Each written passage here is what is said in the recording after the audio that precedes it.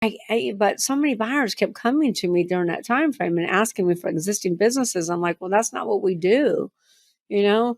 And after saying no, no, no, I finally said, God, what am I doing? I need to pay attention and listen to the universe. And that's kind of when I transitioned a little over 20 years ago into M&A.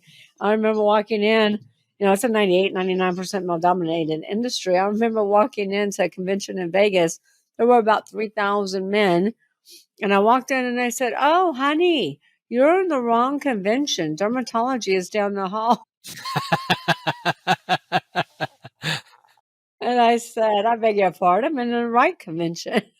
You might be in the wrong one.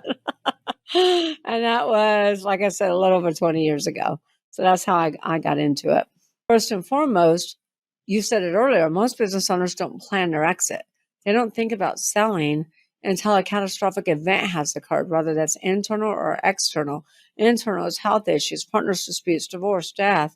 External is this pandemic that we've been living in for the last 2 years, hurricanes, tornadoes, fires. I mean, you heard about what happened to that plant in Kentucky. A tornado just completely wiped it out.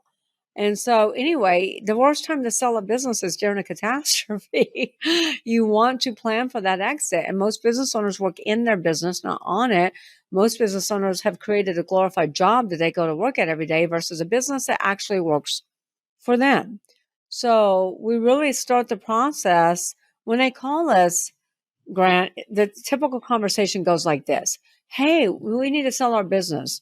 I was just diagnosed with cancer, or my wife left me, I'm getting divorced, or whatever the reason, or I'm just tired, I'm burned out, I don't want to do it anymore. I hate my employees. That's usually the number one reason is employees. Yeah, And surprisingly common. I hear that too. yeah. So we take them through what we call the seller sanity check and ask them a bunch of questions. And the biggest question are, what are your expectations? What is your desired sales price? And they typically give us a number like 5 million, 10 million, 20 million, whatever it is. It's typically never based upon the value because they don't know what the value is.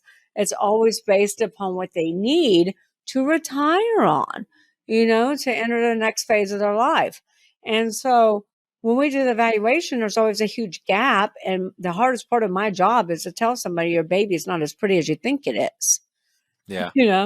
And, usually there's a huge gap. Like I had a client the other day said they want 20 million. They're worth maybe 5 at best. So what we do is we really work with our clients from the beginning is what we try. It's kind of like Stephen Covey says, start with the end in mind. And we work with them on the GPS exit model.